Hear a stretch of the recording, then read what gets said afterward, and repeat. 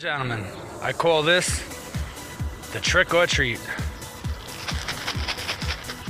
Get a bag of these, you're set to go. Come on, guys. There you go. When I mean trick or treat, you can trick them into doing whatever you want. See, they're still following the worms.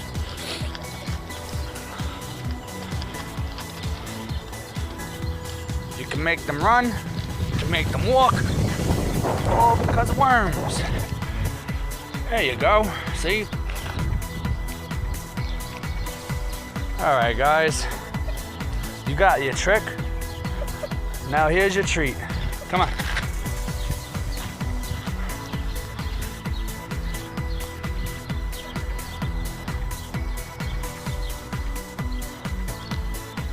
There you go. All you need is about a handful or two on top of their food or around their food. There you go. And they get the extra protein for the day. And that's why I call it trick or treat.